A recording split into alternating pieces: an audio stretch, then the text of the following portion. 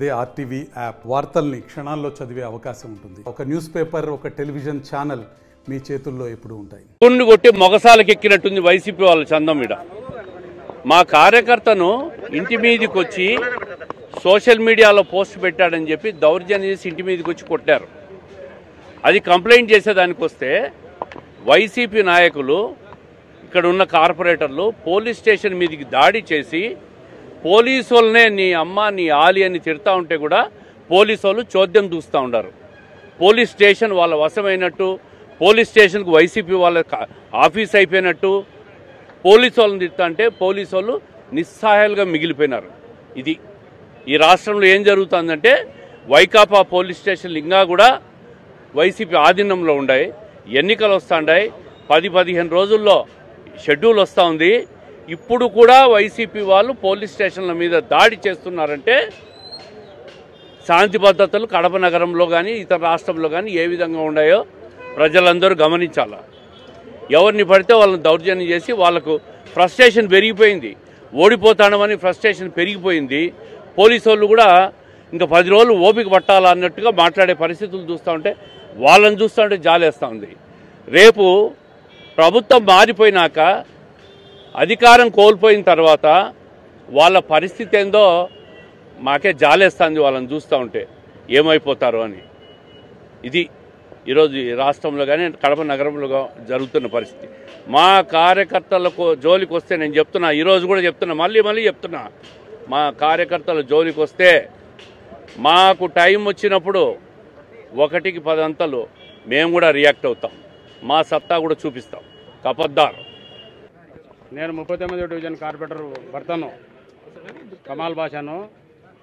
నేను ఉదయము నేను కాంట్రాక్టర్ను. నా రోడ్డు పని వీధిలో చేస్తుంటే నా కొడుకులు ఇద్దరు పీరుల్లా బర్గతుల్లా అనేవాళ్ళు ఆ పక్కన నా ఇంటికి ఎదిరిగానే ఆరిఫ్ అనేవాడు టీడీపీ ఇన్ఛార్జ్ అంటవాడు.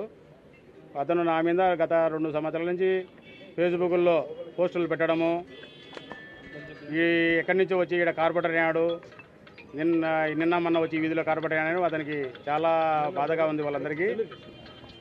ఇప్పుడు ఎలక్షన్ మూమెంట్ నా పిల్లలు ఇద్దరు 2 సంవత్సరాల నుంచి చెప్తున్నారు మా మీద పెడతాడు.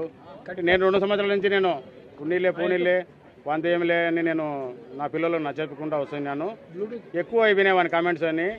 ఈరోజు నా ఒక కొడుకు పోయి ఏమరా నువ్వు ఇట్లా కామెంట్స్ పెడుతున్నావు అని అడిగితే వాడు పెడతా ఏమైతుంది చూసుకుందాము అని చెప్పి వాళ్ళ నాయన ఇద్దరు వచ్చి పిల్లోని కత్తులు తీసుకొని వచ్చి కొట్టకపోతే పెద్ద కొడుకు పోయి అడ్డపడేయగల వాని చెయ్యికి రక్తగాయాలు అయిపోయినాయి. అంతలోకి నాకు ఫోన్ చేస్తానే నేను ఆ వీధిలోంచి వచ్చి ఇడిపించి తీసుకొచ్చి స్టేషన్లో 2 టౌన్లో కేసు పెట్టడం అయింది. ఇప్పుడు ఎలక్షన్ మూమెంట్లో కాబట్టి ఎలక్షన్ అతను చూసుకుందాం ఏమవుతుంది మీ కథ అని అంటున్నాడు. నా వాళ్ళు నన్ను పిలిస్తే ఫోన్ చేసి ఎంతమంది ఉన్నావు సారు టీడీపీ వాళ్ళు అంతా అనేది. ఇప్పుడు ఎలక్షన్ మూమెంట్ కాబట్టి ఈ భయభ్రాంతులు చేయాలని ఈ ఎలక్షన్లలో అతను ఏదో ఇన్ఛార్జ్ అంట. ఇన్ఛార్జ్ ఉంటే మనకేమీ ఇబ్బంది లేదు. నేను గత 15 ఏళ్ళ నుంచి 16 ఏళ్ళ నుంచి కడపలో నేను ఎటువంటి వాడిని అనేది అందరికీ నా డివిజన్లో అందరూ వచ్చేసరికి 2 టౌన్ ఏదో వాళ్ళు పర్సనల్ నైబర్సే అంట. వాళ్ళు ఏదో ఒక సోషల్ మీడియాలో ఒకతను ఏదో ఒకటి వేస్తే దాన్ని వీళ్ళు పోయి క్వశ్చన్ చేయడము, దాన్ని ఏదో పొలిటిసైజ్ లాగా మాట్లాడుకోవడము, దాంతో సడన్ ప్రొవొకేషన్తో ఒక గలాట్ ఏదో జరిగింది. సో నేను వచ్చాను, ఇప్పుడే వాళ్ళతో మాట్లాడాను. వాళ్ళు కంప్లైంట్ ఇస్తే చట్టపరంగా ఎవరు మిస్టేక్ చేశారు వాళ్ళ మీద చర్య తీసుకుంటాం. తప్పకుండా కేసు నమోదు చేస్తాం, విచారిస్తాము. నిజాలు ఏ విధంగా ఉంటే ఆ విధంగా చర్య తీసుకుంటాం. టీడీపీ శ్రేణులు వచ్చారు, వైసీపీ వాళ్ళు వచ్చారు, వాళ్ళ రిప్రజెంటేషన్స్ ఇచ్చారు. గొడవ ఏం కాదు. వాళ్ళు పోలీస్ స్టేషన్ కాబట్టి వచ్చి ఉంటారు, వాళ్ళు రిప్రజెంటేషన్ ఇచ్చుంటారు. కాబట్టి దాని మేరకు మేము వాళ్ళ నాయకులతో మాట్లాడడం పంపించాము. కేసు నమోదు చేసి వాస్తవాలు ఏ విధంగా ఉంటే ఆ విధంగా చేస్తాం. Thank you.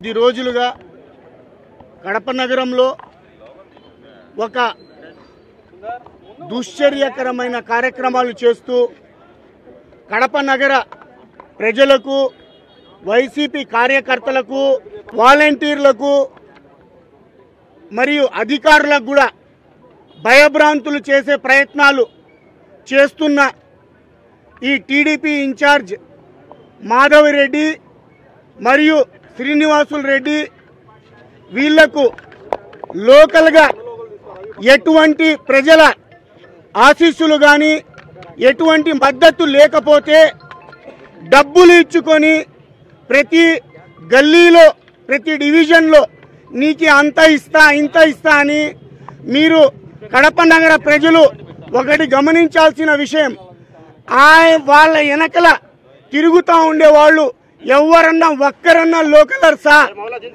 ఒకడు ఎవడో చక్రాయపేట నుంచి వచ్చినోడంట రౌడీ షీటరు, ఒకడు ఎవడో గోటూరు వల్లూరు నుంచి వచ్చినోడంట, ఒకడు ఎవరో రాయచోటి లక్కిరెడ్డిపల్లి నుంచి వచ్చినోడంట. ఇటువంటి రౌడీ షీటర్లను ఎంబడి వేసుకొని 2-3 బండ్లలో వీళ్ళు తిరుగుతూ గత 4 రోజుల్లో 4 ఇన్సిడెంట్స్ చేయడం జరిగింది. అది ఏమనగా 31 డివిజన్లో వైసీపీ కార్యకర్తలు లేకపోతే లోకల్ ఎమ్మెల్యే ఆడ ప్రచారానికి పోయినప్పుడు వీళ్ళ స్టిక్కర్లు చించినారు అని చెప్పడం జరుగుతూ ఉంది. కడప నగరంలో ఇది ఏమైనా మొదటి ఎన్నికనా? కడప నగరంలో గత 50 ఏళ్లుగా ఎన్నికలు జరుగుతున్నాయి. ఇటువంటి వాతావరణం ఎప్పుడూ లేదు. ఈ వాతావరణం రౌడీయిజం క్రియేట్ చేసే ప్రయత్నం ఈ మాధవిరెడ్డి మరియు శ్రీనివాసులు రెడ్డి చేస్తున్నారు.